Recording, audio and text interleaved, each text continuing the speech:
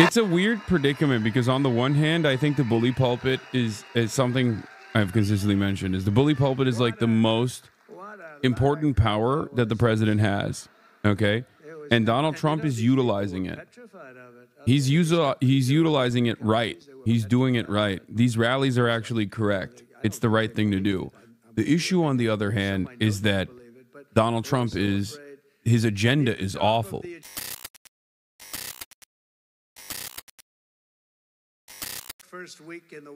Trump's historic first week in the White House. He's already back to rallying. This man is in Las Vegas. I'll show you the jacket. Hold on. You're looking good, Joe. Thank you very much. What a group. Look at who you have next to you. I blasted off already, chatters. Let the people know we're live, we're alive. Day 5 of Burger Reich. Donald Trump's already doing a rally. We're so back, boys. We're so back. Very good.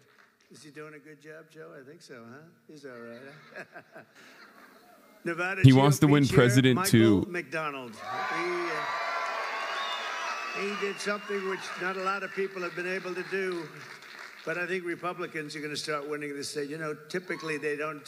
He's gonna win something new. He's running for something entirely different that we're not even aware of. Okay, he's gonna be running for pussy too.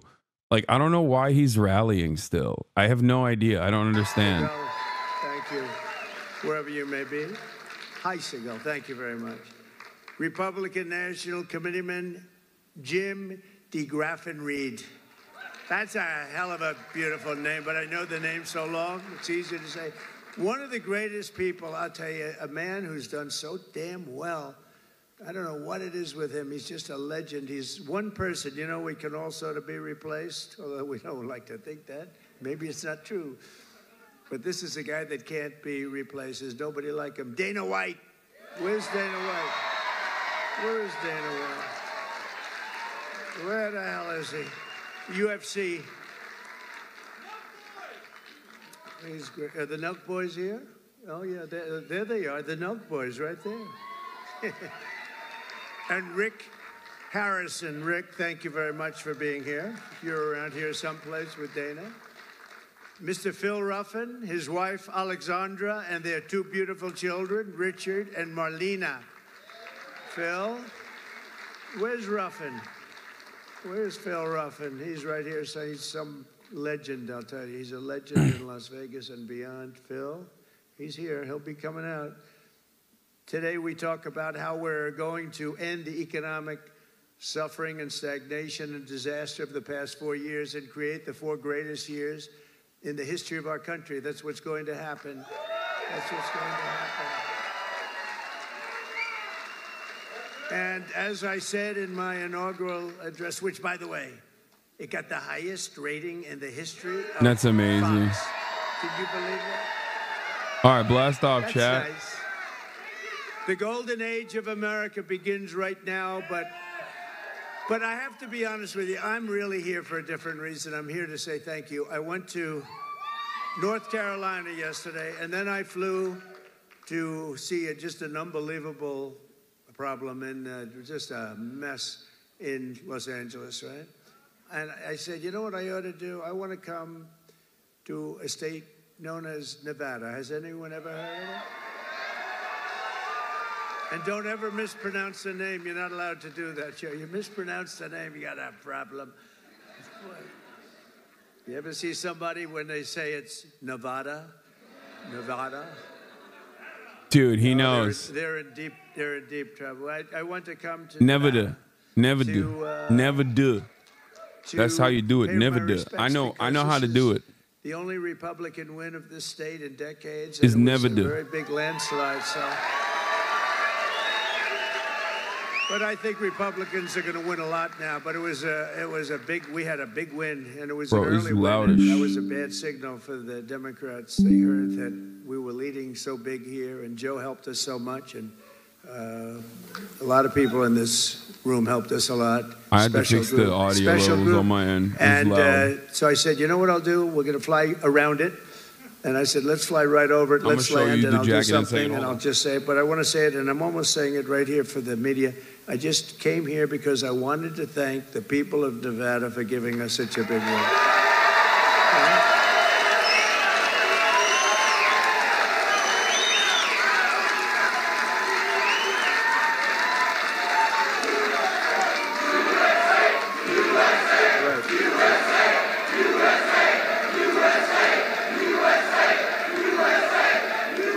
A lot of great friends. I better not introduce them all. I'll be here all day. Under our leadership, we're going to defeat inflation, bring down prices. We're going to raise those wages. They're going to go up. They're going to go up. Put more money in your pocket, secure our borders, restore law and order to our cities, and we're going to make America great again. And for 4 long years, the last administration waged war on the American middle class and everybody else. They had a lot of wars. We had no wars when I left.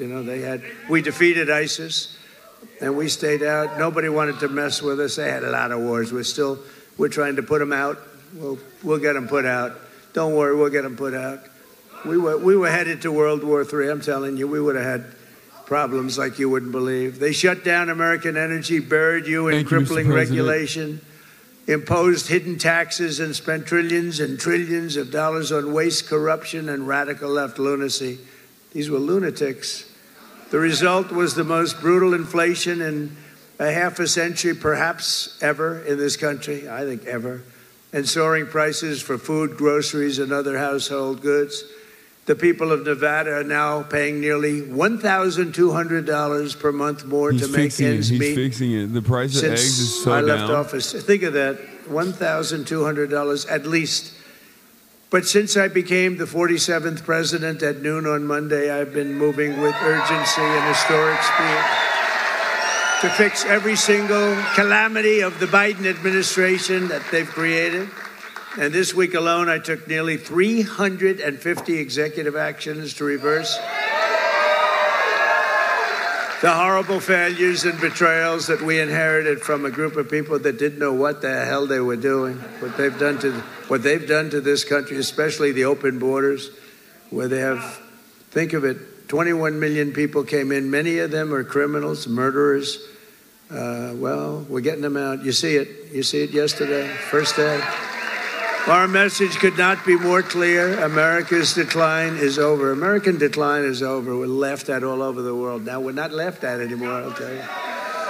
What the world witnessed this week is nothing less than a revolution of wealth creation for everyone and also common sense. It's about common sense. It really is. We're the party of common sense. On day one, I directed every member of my cabinet to, and by the way, Pete Hegseth got approved.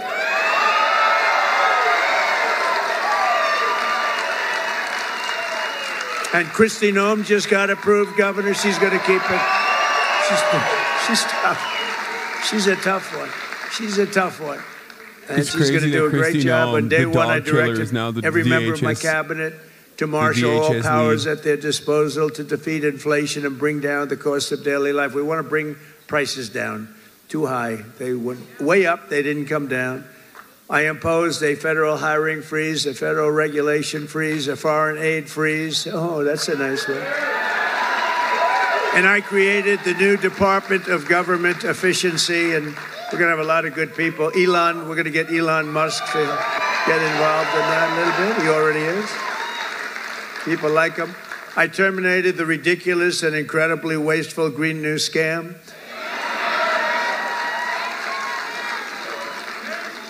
Wasn't the environment supposed to eat us up like in 12 years? But that was like 13 years ago. What happened? We're still here. We're still here. Remember, we have 12 years to live. Remember that? Done by somebody that never even took a course on the environment. AOC plus 3. Do you remember those 3? They were telling us about the environment. AOC plus 3. This action alone will save hundreds of billions of dollars of American taxpayers' money. I withdrew from the one-sided Paris Climate Accord. We're going to do the Elon Musk speech and I later. canceled the insane and costly electric We're going to do the Elon Musk Nazi mandate, speech later, don't worry. keeping my sacred pledge to America's auto workers. Boy, did we get a big vote with the auto now the workers video is too loud, And the I think. Teamsters, any Teamster in the room? We got a tremendous vote from the Teamsters. Thank you. They're pointing like one guy on it. But they voted for us in the millions. We had a lot of Teamsters voting for us. They withdrew from the World Health Organization,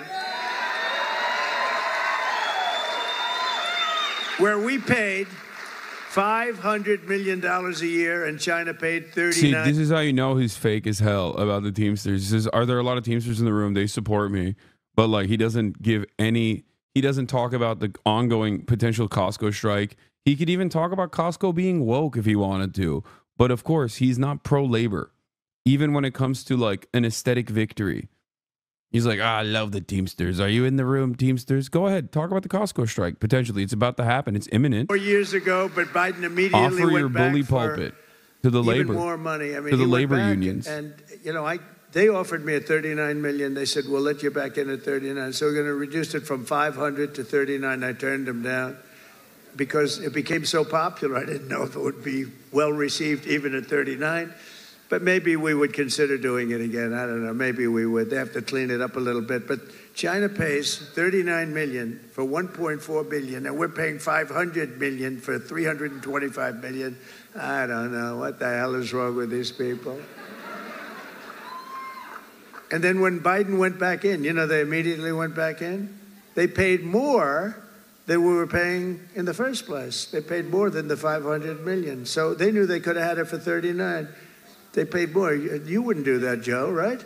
Now think of it. They know they have a deal at 39, so they went back in at $525 million. What the hell? Man, oh man. It infuriates you, doesn't it? I declared a national energy emergency to unlock the liquid gold under our feet and pave the way for rapid approvals of the new energy infrastructure.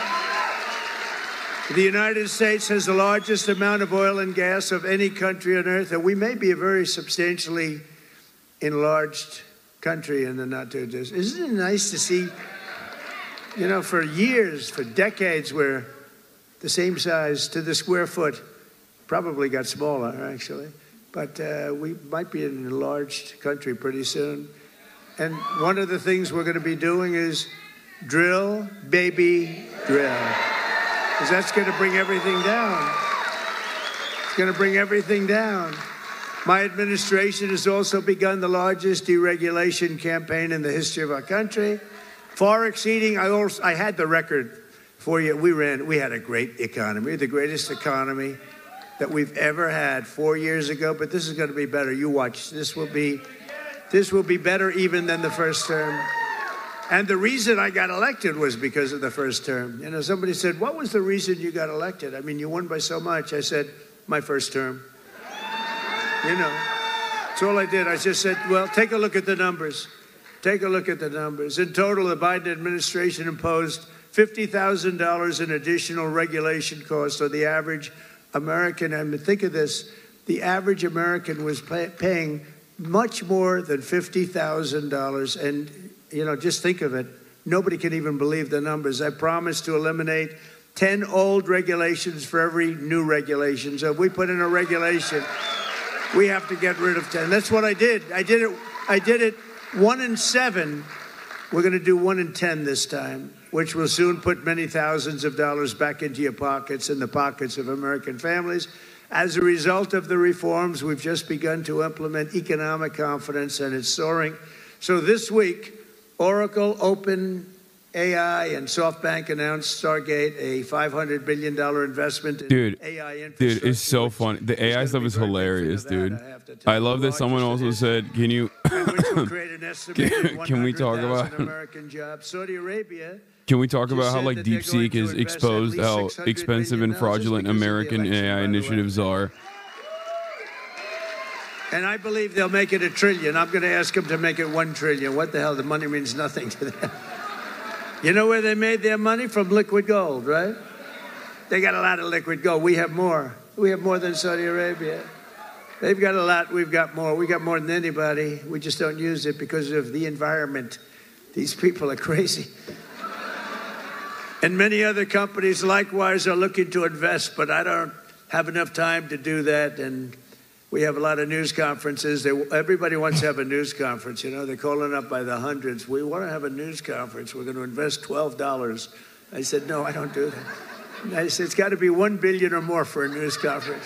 The whole AI thing is so fake. Even people in the financial sector are just not acknowledging it as real or just loaning 2 days for ago, it. Everyone because knows of it's our BS. tariff plans, Stellantis announced, that's a very good automobile company, the revival of its Belvidere, Illinois plant, saving 1,500 American auto jobs that were previously headed to Canada, along with major investments to expand American auto production in Detroit, Michigan, Toledo, Ohio, and Kokomo, Indiana. Good place. All of these investments are happening only because of our historic victory. And if we didn't win, it'd be just the opposite. They're pulling out. They were pulling out. They were really pulling out. So they would be withdrawing money. Our country was on the verge of some of the very bad things, and bad things were happening. And now there's light not only over America. I've heard it from even our enemies. They call What up protests in and they say, Chicago? I have "Sir, not. ICE protests? we hate you. We do hate you, but there's light over the world right now."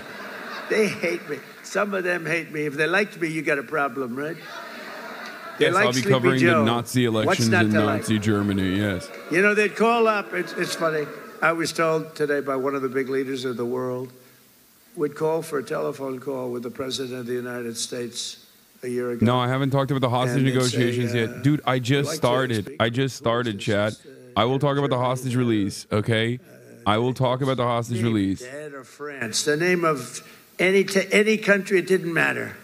He would never pick up the call. They'd say, he'll call you back in 2 months. 2 months. Yeah, it's a schedule. He's extremely busy sleeping. No. Macron of France, he'll call you back in 2 months. So 2 months comes along and there's no call. They say, he didn't call. The stories are, I mean, these stories are not very exaggerated. I want to tell you, they're a little bit for laughter, but, you know, it's only for laughter. The fake news will say, oh, he exaggerated. It was only 1 month, you know. But he'll say he'd call you back, and then he'd never call, and then they could never get him on the phone. And the problem I have is that when I speak to and I speak to them immediately, they'll say, could we speak to the president? Would that be possible? We could do it anytime over the next month. They're so used to this, right? I say, no, I'll pick it up right now. Is he on the phone? Yeah, hello, how you doing? That's what, you know, get it over with, right? Get it over with. The only problem, they were so starved for love from the United States, I cannot get them off the phone. I can't get people, if you can't, I say, I have to go now, King, or I have to go now, President. But you can't get them off the phone. They're starved for love. You know, for years they haven't spoken. They didn't even know we had a president, if you want to know. But under our leadership, America is back open for business, and it's really a big deal. It's really a big deal. And they have, though. They said, you know, there's like a light all over the world now. It's not just here. We feel a light over our country. Everyone does. But there's a light all over the world. We've accomplished more in 1 week than other administrations have accomplished in 4 years, and we're just getting started. We got rid of the woke. We got rid of the woke crap. What a lot of stuff. It's a weird predicament because on the one hand, I think the bully pulpit is something I've consistently mentioned. Is the bully pulpit is like the most important power that the president has. Okay, and Donald Trump is utilizing it. He's utilizing it right. He's doing it right. These rallies are actually correct. It's the right thing to do. The issue, on the other hand, is that Donald Trump his agenda is awful. So he's basically using it to propagandize like nonsense, right? So without like when I make this, it's not a when I'm making this statement, it's not about like whether he is a good person or a good president or not. I'm simply talking about like the bully pulpit as a tool. Okay, I think it's a fantastic tool to cut away from the noise and basically describe what you're about, what you're gonna do, and what you know, what accomplishments you've had so far. a state that hadn't been won by a Republican Like, in decades. But I'm sure I think this is, he's a great politician, a terrible person. Yeah. He's a great politician for awful politics. Like, bully pulpit is like this, what he's doing. The president speaking. That's what it is. When the president speaks, he speaks from a position of authority. Okay? And he doesn't relegate himself to simply like press briefings and things of that nature where the media can like chop up things that you're saying. He's just like very clearly is communicating. Heel turn arc? No, you're misunderstanding what I'm saying. No. You're misunderstanding. Donald Trump's politics are awful. He is the Antichrist. Okay? The problem is the Antichrist also happens to be very good. Like, the Antichrist happens to be very good at communicating his Antichrist agenda. We will have a quarter. Think of it. A quarter of the typical restaurant worker's pay comes from tips. I didn't know that much. That's a lot. You haven't been reporting them for the last 10 years. That's the issue. So here's our deal. We're going to have no tax on tips from now on, but we're going to go after you viciously for all the money you didn't report for the last 10, 15. We're going to go after you for all the money you didn't report for. I'm only kidding. I have to say to the fake news, because they're going to say Trump is after all restaurant workers. Many of these workers are some of the very citizens who were hit hard and very hard by the ravages of the Biden economy, which was inflation. When I think of Biden, I think of incompetence and inflation. Not being nice by saying, I'm being nice when I say that. Yet even in the midst of the suffering he created, Joe Biden launched a cruel campaign to extract more money from tip workers, and that's what happened. I'm telling you, a young waitress, I won't say beautiful because you're not allowed to say that as a politician. Used to be you could say a young, beautiful waitress. This was a young, beautiful waitress, but I won't say that because I feel like I want to continue my political career. If you call the governor won't say it. If you call a woman beautiful today, it's the end of your political career, so I won't do it.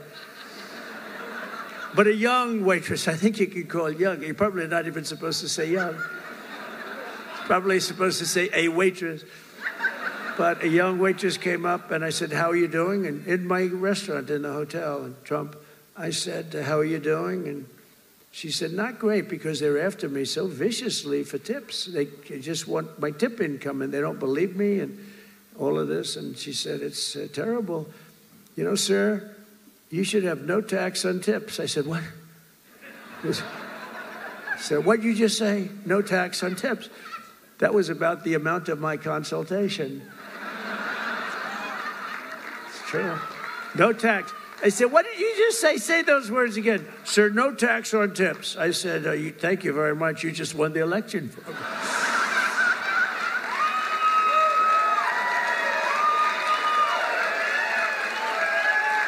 No, but I think it's going to be great. But under the Trump administration, he's so fucking good, dude. He's so, I'm sorry. That is insane. Someone literally just took their bra off.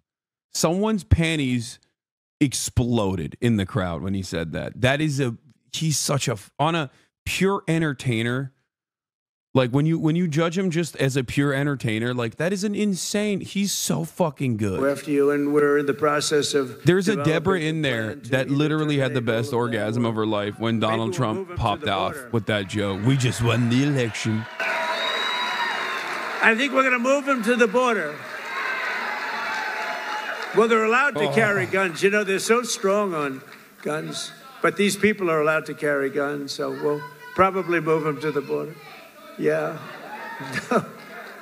She said no tax on it. How about just no tax?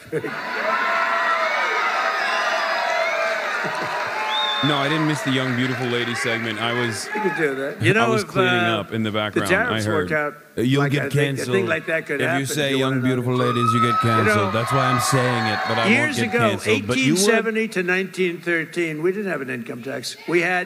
What we had is tariffs, where foreign countries came in and they stole our jobs, they stole our companies, they stole our product, they ripped us off. And, you know, they used to do numbers, and then we went to a tariff system, and the tariff system made so much money. It was when we were the richest, from 1870 to 1913. Then we brilliantly came in with an income tax. No, we don't want others to pay. Let's have our people pay.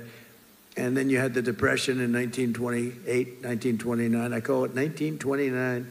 That was a bad time, but, you know, you didn't have tariffs, and you had tariffs that ended in 1913. But it was the richest our country ever was. That was President McKinley. In fact, we're renaming the mountain, Mount McKinley in Alaska. You know what else we're renaming? We're renaming the Gulf of Mexico into the Gulf of America. Right? Whoa. And Mexico, actually, they were thrilled when they heard. They said, that's nice.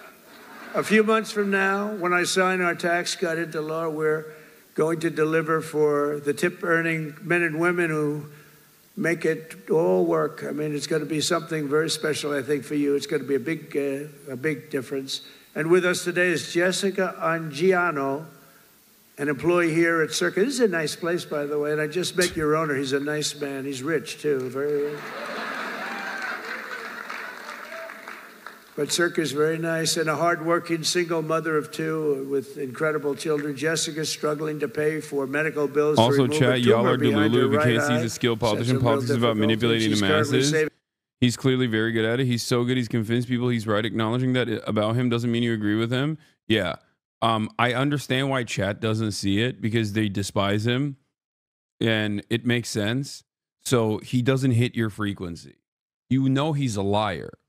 When you know he's a liar, you're like, he's a gross lying racist piece of shit. I just don't see it.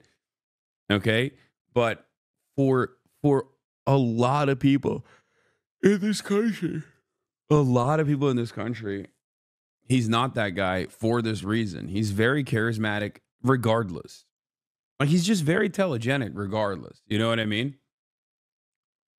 When people say, oh man, like Trump is content, like that's what they mean. They mean that he is like a telegenic person who knows how to keep the attention on him. Okay?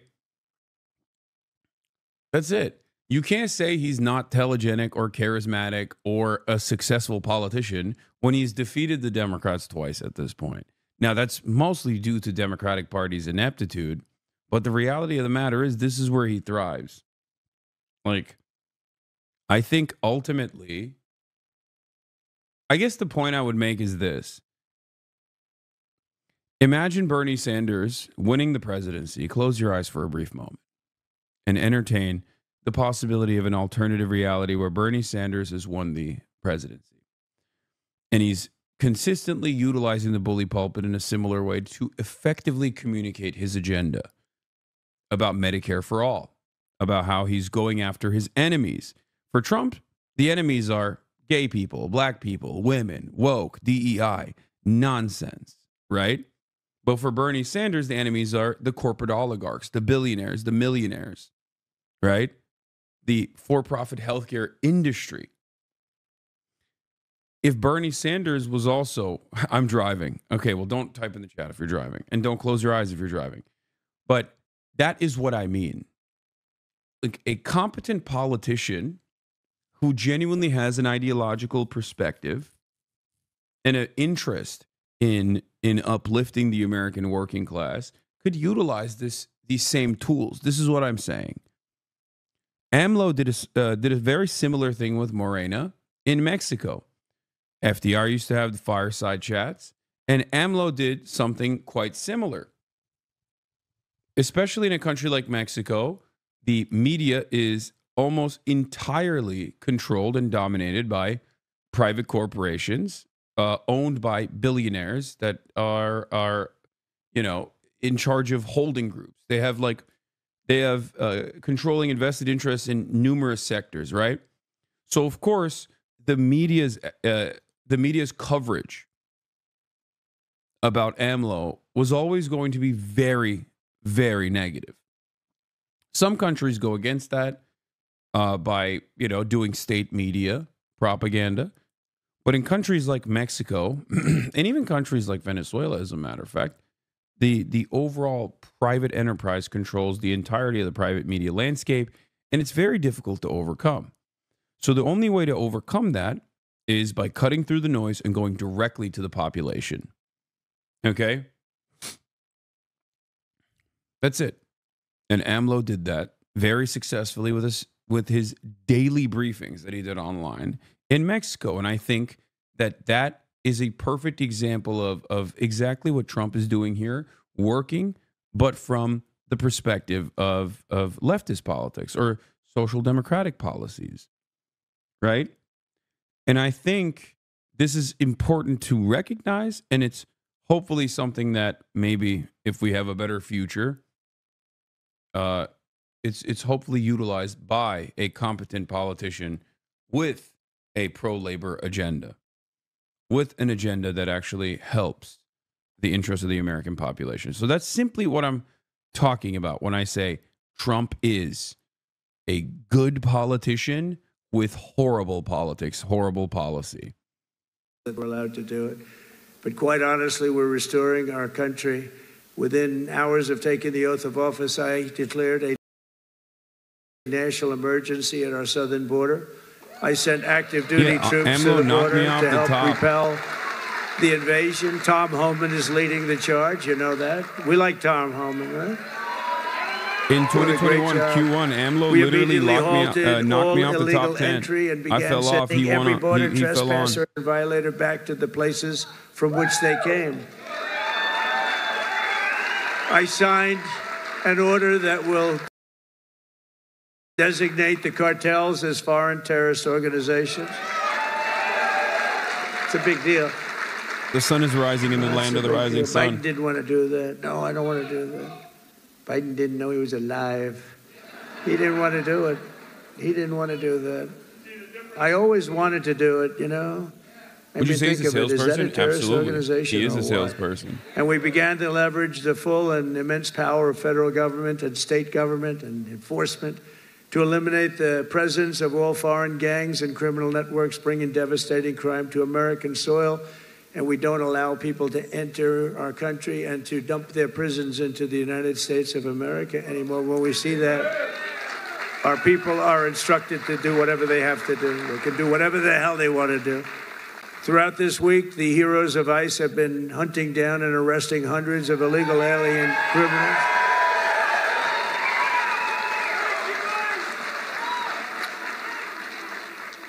And its immediate expulsion, including those with charges of convictions for rape, child sexual assault, terrorism, and even murder. Members of the savage Venezuelan prison gang known as Tren de Aragua. You know that gang? This is not a nice group of people. They formed in prison, and then they dumped their prisons into our country. So we had them. We had them all over the place. Ask Colorado, the governor of Colorado. He doesn't know what to do about it. They're all over the place. We'll get them out. We'll get them out. They're, in a sense, they're in the real estate business. They go into a building and they take it, you know? See, when you buy a building, you have to go out and get a mortgage or use your own cash. They just go into a building and take it. And they actually said, well, it's not that bad. They haven't taken that many buildings. Can you imagine that? They haven't taken that many buildings. Oh, they're not that bad. But they're as bad as the bloodthirsty MS-13 gangs that we have gotten thousands and thousands of them out. In fact, over 11,000 murderers were released into our country by other countries all over the world because of Biden's open border policy. And when I heard about that, I said, everybody's going to empty out their prisons into our country. I said that. I'd do that if I were heading up any one of the many countries that you know about, not just South America, all over. They take their prisons, their mental institutions, and they empty them out into our country. Can you imagine a person doing this? Can you imagine somebody doing that to our country? For American citizens, January 20th, 2025 was truly Liberation Day. That was really Liberation Day.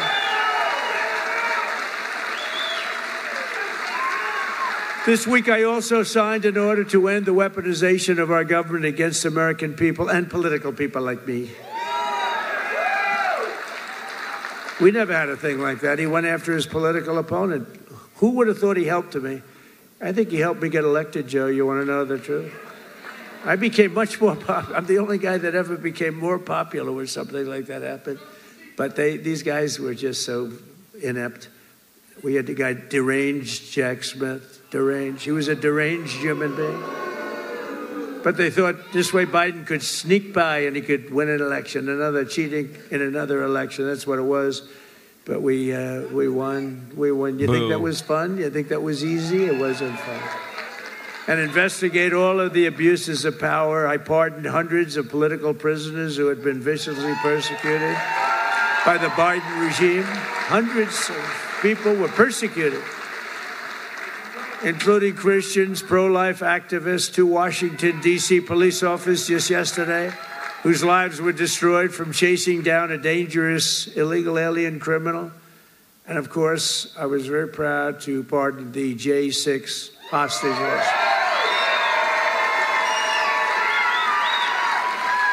Once and for all, I stopped government censorship and we brought back free speech in America. We brought it back. We did more in this last week. People can't even believe it.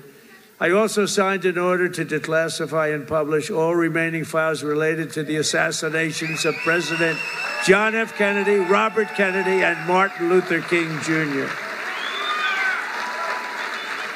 I signed an order that will end all of the lawless diversity, equity, and inclusion nonsense all across the government and the private sector.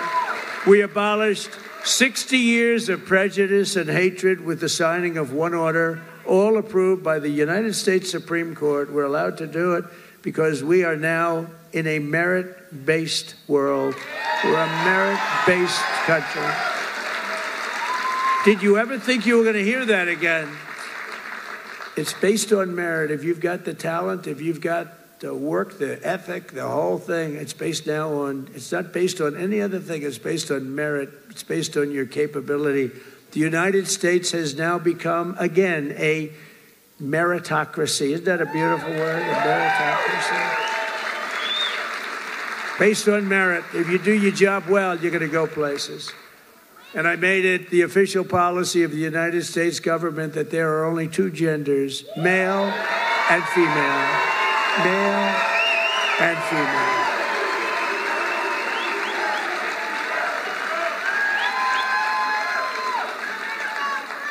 Every single day of my term, we're living by the motto, promises made, promises kept. I kept my promises.